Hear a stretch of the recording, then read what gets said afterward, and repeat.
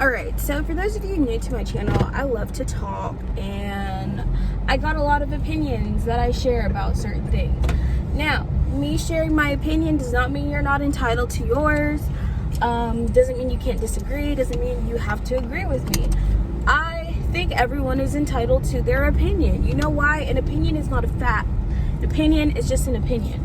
So when I spew my opinion on certain topics and people get themselves all offended because I have an opinion, and this is why I don't care when someone says something like that is purposely this idiot.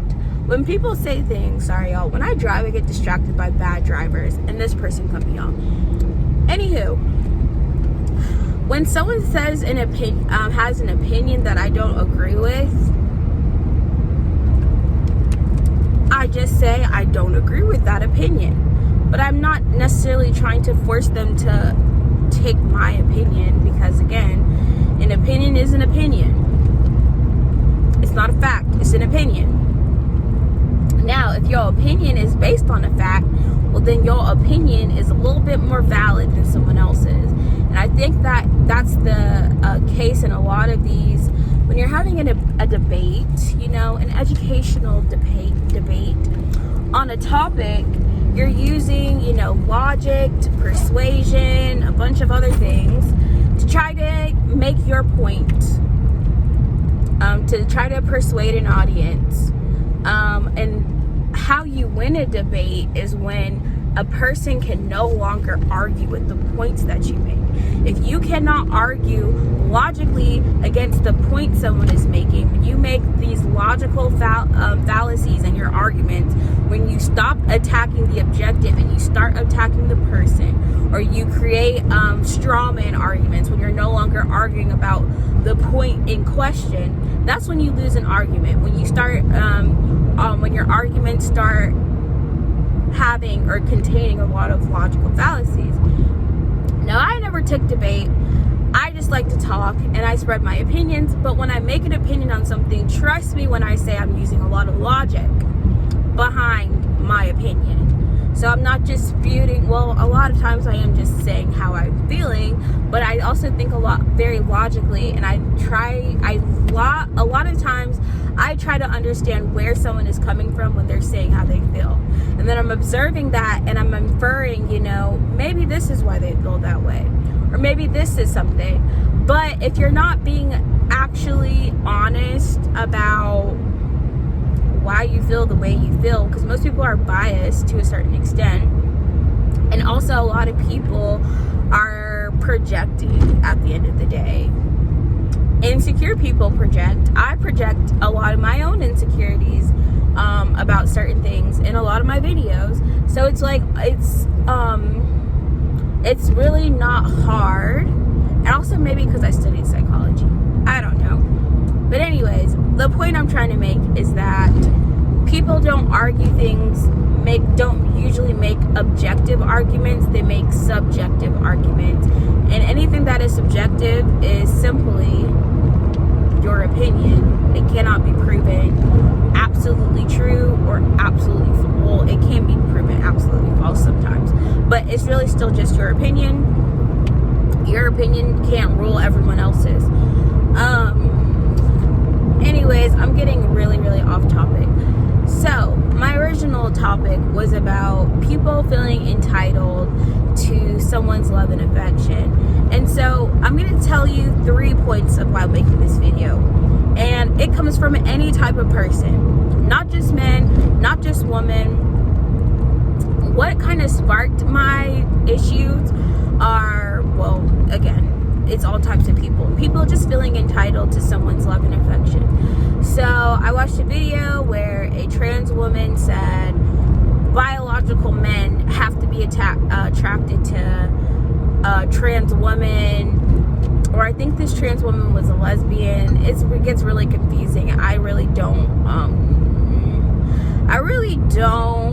try to get too much involved in a lot of those things because it's not logical enough for me to follow, and I can't do things or not that I fail to understand, but when there's no logic involved, I can't be delusional, basically. Anyways, though, they were upset that a man didn't find them attractive, and I'm like, no one owes you their love and affection. You can't force someone to be attracted to you. If someone's not attracted to you, they're not attracted to you. It doesn't matter if it's because they're racist, homophobic, whatever. If they're not attracted to you, they're not attracted to you. No one owes you being attracted to you.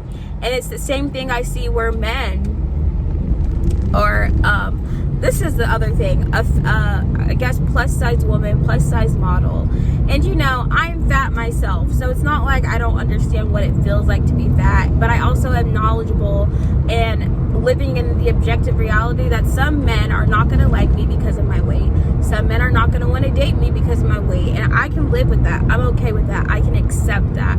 It doesn't have to bother you, because at the end of the day, every person in the world is not going to like you. And I don't know who needs to hear this, but you're not entitled to having anyone like you at the end of the day. If someone likes you, great, but don't you want to focus on the people who like you instead of the people who don't like you? And so I'm like, there might be a lot of men who don't like a woman because of her weight, but there's also a lot of men who like a woman regardless of her weight, or who even maybe prefer a woman who's more a certain weight. So it's like, why focus on the people who don't like you and be upset that someone doesn't like you, when there's just a whole bunch of other people in the world who will like you for you? And it's just like, I don't understand why people's mentalities, when they want to try to force someone to accept them or force someone to love them. And I think it comes from not loving or accepting yourself, which I understand. It comes from this type of thinking stems from being insecure. And when you're insecure, you seek for someone to validate you. You need constant validation. You need constant, you seek approval from other people. Because if you're insecure, you don't like yourself, you don't love yourself, you don't accept yourself, you don't respect yourself, well, you now need someone else to do those things for you, because you're not doing it for yourself. And I don't mean in the sense of you have to be vain and over the top and full of yourself. Mainly just recognizing, I know who I am as a person, and I want someone who's going to love me for me, and not, I don't know, you don't need to force anyone to like you. And so I've accepted the fact that not everyone's gonna like me, and you know what? That means that I'm not focusing on the people who don't like me. I would rather focus on the people who actually like me. And when it comes to dating, you're constantly going to be met with the reality that not everyone is going to like you, not everyone wants to date you, not everyone wants to be with you. And this is where I feel like some people just need a reality check.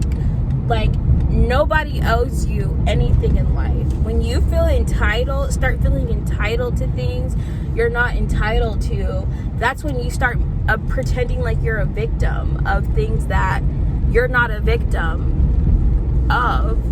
Again, maybe someone doesn't like you because you have a bad personality. Maybe someone doesn't like you. I mean, people can not like you for literally any reason. Some people don't like you for stupid reasons. But at the end of the day, if someone doesn't like you, that's not something that you can control at the end of the day. And you shouldn't care and live your life trying to force people who don't like you to like you. It's a waste of your time, effort, energy to be so focused on having people like you or accept you who don't want to do those things. If someone doesn't like or accept you, you just need to accept it and find people who do. Or maybe stop being so sensitive and feeling entitled to people liking you. I feel like I just treat everyone with respect. I'm just gonna be regardless of how people treat me, I'm gonna treat people the way I want to be treated. It's just called being a decent human being. And for some reason, y'all think like you just have to exist and people are gonna automatically like you. It's like, no. And I feel like my whole life, you know, and I can empathize to a certain extent because I've come a long way from where how I used to think, how I used to believe, you know, wanting to be liked and wanting to be accepted, until I realized, you know, I don't need someone to like me or someone to accept me to be happy. Like, I shouldn't want or require those things in order for myself to be happy, because I need to be happy with the person that I am. And so I think what a lot of people are missing out on or just not doing is doing like the self-work and self-improvement, like working on yourself as a person. Because it's easy to be like sad and upset about the things that you can't control, but if you can't control other people, then you shouldn't try to. You can only control yourself and how you react to other people. So therefore, even if the entire world is the problem, you can't change the world. You can only change yourself. So focus on what you can control. You can control yourself, you can control your emotions, you can control how you treat people, and that's about it. You can only control you yourself, and you. Oh, I would say I can only control me, myself, and I. So I don't make other people if I'm having an issue with how someone else is treating me, I can't control how the other person is treating me. Therefore, I have to make myself the problem so I can be the solution. And so this is something that I had to learn the hard way. I used to think everyone else was the problem and I was the victim. I was always the victim. If something didn't go the way I wanted to, I blamed everyone else for why everything failed in my life. And that was that was just so wrong. Not only is it selfish, it's narcissistic, it's egotistical to just assume everyone else is always the problem and it's never you. You also are constantly skewing your view of the world to being self-centric, and it's just always about you and how you interpret things. And what if you're interpreting things wrong? What if that other person's intention wasn't to hurt you, wasn't to do all these things, but you are just so overly sensitive to other people that you assume the worst in other people? And so I just remember I had to and I'm so grateful for this, that I just had to recognize, you know, sometimes I'm the problem. Sometimes it's not that other people are just doing all these horrible things. Sometimes it's just I'm being overly sensitive. Being overly sensitive is not a good thing for you or for other people, right? So people do say and do horrible, mean things, and I will call out when people do those things, but at the end of the day, I don't have to cry about them every time someone says something mean or something that hurts my feelings. Because being an overly sensitive person, which I don't think being sensitive to other people's feelings is wrong, because I am still an empathetic person, even though I am no longer sensitive myself. Sensitive meaning when someone says something that I know is intentionally to hurt my feelings, I'm not going to go home and cry about it. That's what I'm calling sensitive. Sensitive is you give people too much power over your own emotions. I stopped giving people power to make me feel worse or less than about myself, because and the way I did it was by taking control over how I reacted to other people, because I have the power to control me and nobody else. I can't control when people say mean things to me on the internet. I can only control how I react to them. And you know what else I can do? If someone's saying something I don't like, I can block them. I can remove them. You don't have to tolerate someone being disrespectful or being rude, but you also don't have to go home and cry yourself to sleep every night because someone said something horrible and nasty to you.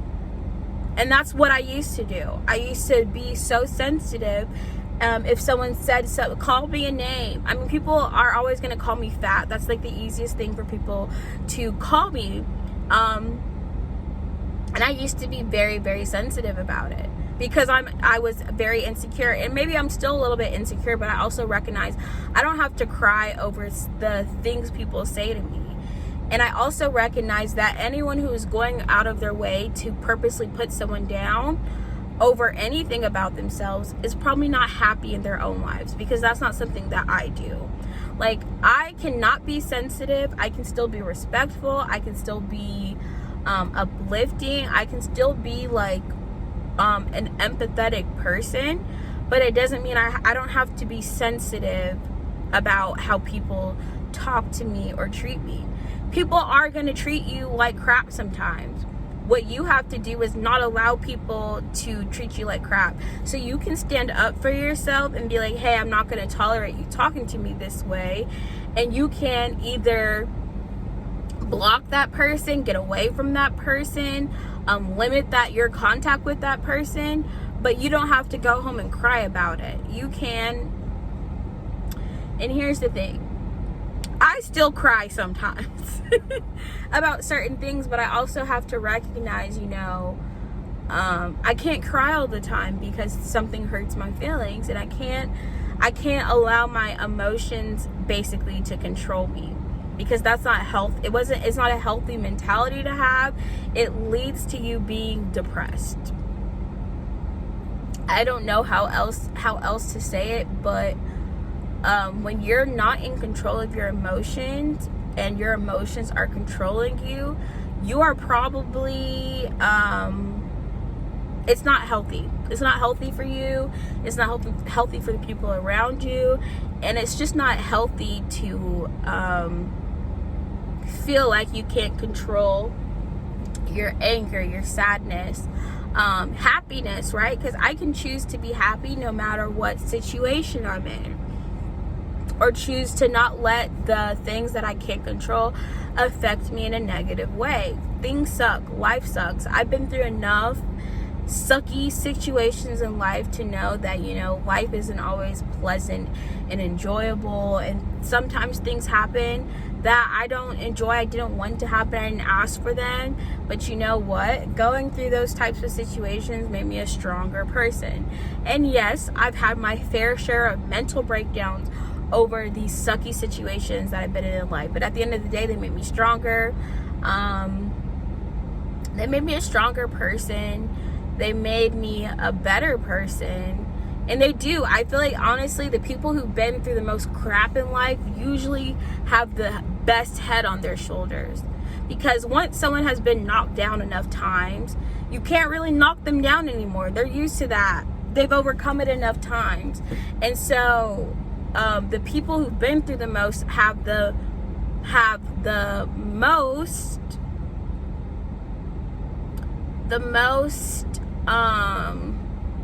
I wouldn't even say that, because here's the thing. People who've actually recovered from the things, healed from the things that they've been through. I'm going to say that because a lot of y'all are not well. Some of y'all have had a lot of trauma and you've never actually healed or overcame that trauma, and you still use your trauma as an excuse for bad behavior or treating people like crap. And that's a problem for a lot of people. I've noticed. Get therapy, get help. I will say this, for me, what helped was my relationship with God, was prayer. Being a Christian, my faith has gotten me through like some of my worst situations in life, and I'm so grateful for that. Where nothing else, I feel like, could have really helped me. Like, people are just like, oh, therapy. You go to therapy after going through the trauma. When you're actually in the trauma, therapy can't help you.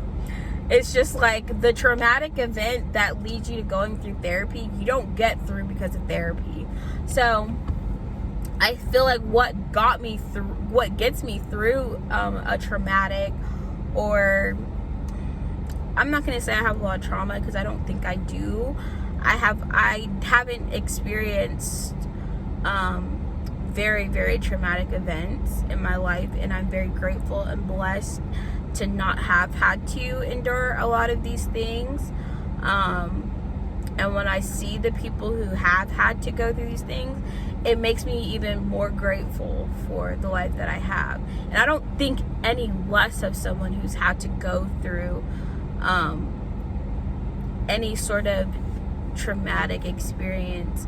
Like, that's where I say, this is why I say I'm still an empathetic person, but at the same time, I don't want to be an overly sensitive person who is easily offended by everything someone says, because I don't like it and it hurts my feelings.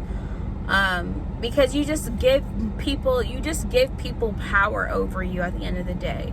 If someone can push your buttons, if someone saying something will make you cry, and that person is a abuser, all he has to do is say that thing and you're gonna cry, and feed his ego and feed the power that he wants to have over your emotions. The best thing, and I think this is also stems from me having overcome narcissistic people and friendships, recognizing that I allowed something someone did or say I gave someone power over my emotions, and I don't ever want to do that again. I never want to give someone the power to make me feel less than or worse than I ever should. And I realize that's a power you can take back. You don't have to allow what people say or what people do to change how you feel about yourselves, or to turn you into a negative, bitter person who now thinks that you can go around putting people down. And what you recognize, or what I recognize from studying psychology, abuse is a cycle. The cycle of abuse starts with this: victim, an abuser was once a victim becomes an abuser, who creates another victim, who becomes an abuser, who creates another victim, who becomes an abuser, who becomes another victim. It's like abuse, victim, abuse, victim, abuse, victim. And obviously the types of abuse I'm talking about is not usually the abuse to victim, or the victim to abuser cycle is usually happens because of multiple abuse events or traumatic events that keep someone having a victim mentality. A victim mentality is actually what's responsible for abuse, which is another thing I can go into in another video, or I'll just explain it now. So basically, sorry y'all, I'm in my car and it's hot and it's raining, but I gotta get what I want to say out. So essentially what happens is you have someone who's been abused, someone who is a victim of abuse, of some sort of trauma. And it's unfortunate because I hope it's not a lot of people, but it's probably more people than you think or you realize have endured some very heavy traumatic childhood trauma. And the more trauma someone endures, the more they have weight they carry on their shoulders, right? It's like, man, I hate that this happened to me. And they carry the weight of that trauma on them, right? So the more trauma it is, the more weight they carry. And so basically, once someone has enough trauma and they're carrying all this trauma and all this weight on them, it's holding them down, right? That trauma holds people down. It's literally like a weight that you're carrying around when you're holding on to things that hurt you in the past, things that negative experiences that you've endured. And so as long as you're carrying that trauma, the weight of that trauma with you, it's going to always keep you down. So often people with trauma, they recognize that what happened to them was wrong, right? But then because they view themselves as victims, and they are victims, right? No one's saying like what happened to that person was okay with them. But the mentality of I'm a victim is the problem, because you start seeing yourself as a victim. And victims are what? Blameless. Victims are innocent. Victims are, these blameless, innocent human beings who had something happen to them outside of their control, because they're not to blame for what that person did to them, right? And what that person did to them was wrong. So we don't blame victims. But what happens when people have victim mentalities is now they use that victim mentality, oh, I'm a victim. And now when they do things, they're blameless. When they do things that hurt other people, well, I'm a victim, so I can't be at fault for what I did because someone else did this to me. Unfortunately, this is what we see in a lot of people. They don't recognize their own behaviors as abuse because they were abused, so they can't be abusers, which is a huge misconception, because that's actually what normalizes abuse, is people believing they can't abuse others because they're victims themselves. And that's what keeps that cycle of abuse happening. Because now, because I'm a victim, I can't be blamed for anything that I ever do to other people, because someone did this to me and that messed me up. So now I can do whatever I want, and then you're messing someone else up, and then they're just going to keep having that same mentality of I can do no wrong, no one can ever blame me. But the truth is, like, someone abusing you doesn't mean you get to abuse other people.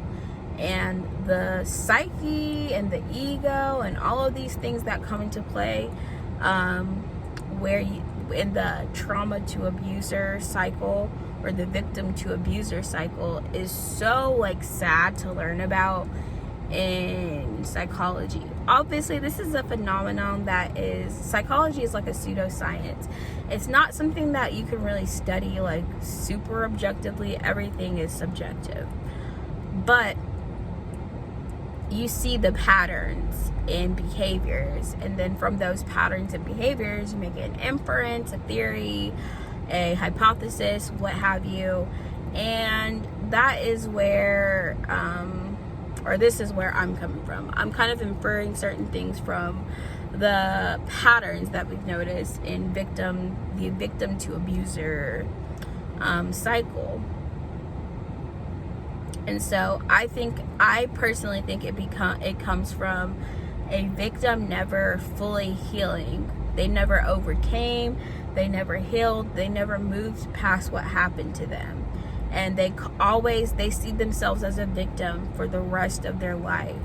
They never get to a point where I survived this, I overcame this, I'm better than what happened to me. I didn't deserve what happened to me, but I will make sure no one else.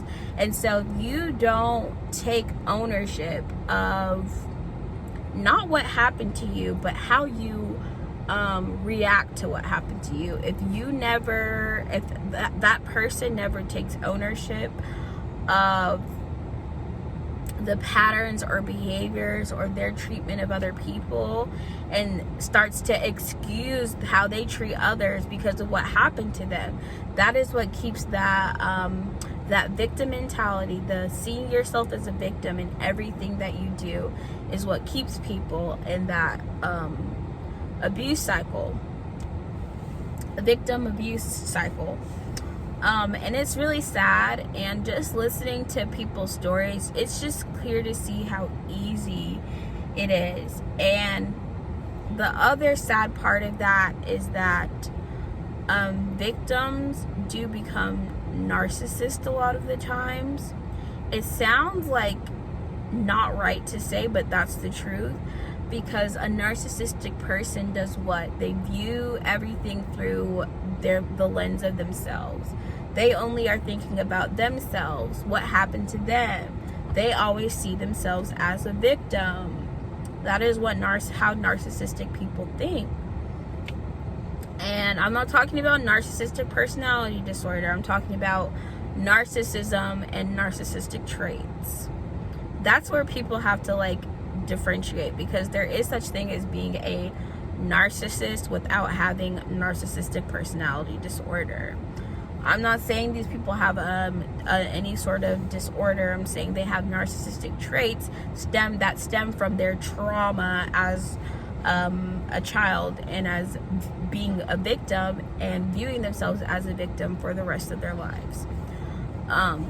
So yeah, it's really sad to how that cycle of abuse happens in people. And again, if you're not taking steps to move on, you're not seeking help, you're not seeking to be a better person, you just want to hold on to being a victim, that's a victim mentality. You don't want to move on from what happened to you. You want to stay a victim in that situation, even long after, and I'm talking, y'all, years and years and years after something's happened to you. Carrying around that trauma is not healthy for anyone. Not wanting to get better or better yourself or move on from the past is what keeps people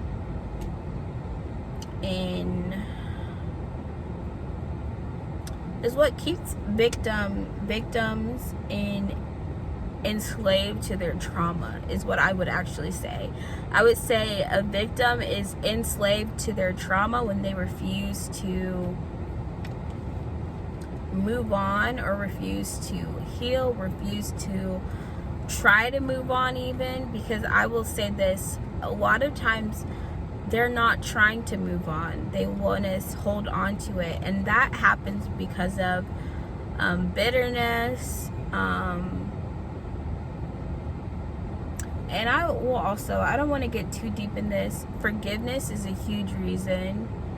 Being unwilling to forgive is a big reason why people stay enslaved to trauma. Forgiveness is not for the other person, it is for yourself. It's so that you don't have to keep holding on to what someone did to you. It's so that you are not continuing to be affected by what that person did. It's like you are literally allowing what that person did to you to affect you for the rest of your life. And it's sad to see so many people, oh, I can't forgive that person, I refuse to forgive that person, what they did to me wasn't okay. Forgiving them does not make what they did okay. And I think that's what people misunderstand. Forgiveness is not about freeing that person from any sort of responsibility in their actions for what they did. Forgiveness is so that you can move on with your life and not let what they did or what happened literally affect you until the day you die. People hold on to have these grudges and hold on, and they stay bitter. And I know people have been through some crappy, horrible things in life, but why would you want to hold on to what happened to you? Why wouldn't you want to free yourself from being pretty much in bondage to that trauma? Why would you want to carry that weight around with you for the rest of your life? It's pulling you down. It's stopping you from becoming like the person that you were meant to be. People do horrible things to people all the time because of their own demons, because of their own trauma, because of what they're battling. And this is why I say the people who are doing the worst things are the people with the most trauma usually, or just really selfish individuals who really can't get themselves to care for anyone but themselves. But no matter what, you have to take ownership of your life and your actions, and better yourself. If you're not trying to better yourself or be a better person, then you're just constantly making excuses for your bad behavior. and that's not okay. So I empathize with people who've been through trauma, but I'm also not going to, I want you to get better. I want you to move on. And you're not going to move on by, you're not going to ever move on if you keep yourself with a victim mentality. So that's my spiel for the day. Some of y'all might be offended. Some of y'all feelings might be hurt, but you know what? I'm not ever saying something because I'm like trying to hurt someone's feelings. That's just the first and foremost things. It's never my intentions to hurt someone's feelings. Now, sometimes I do say things and I don't hold back the truth, and the truth hurts sometimes. But once you accept the truth, you can actually move on. Like, for instance, if I kept telling myself I'm not fat, even though I can clearly look into the mirror and be like, I'm fat, every time someone tells me I'm fat, it's going to hurt my feelings because I'm living a delusional world. But once I accepted the fact that, you know what, I am fat, I am overweight. You know what? People calling me fat doesn't have to hurt my feelings because I already know. I already know it's quote unquote true.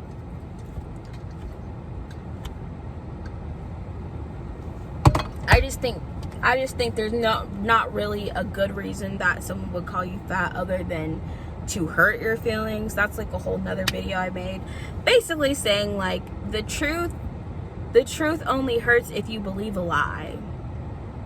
The truth doesn't hurt when you aren't deluding yourself to believe something that isn't true. The truth hurts when you believe a lie, because lies cater to your feelings. The truth does not care about your feelings. The truth is the truth, and the truth will set you free from the lie that is keeping you down. All right, that's all I got for today, y'all.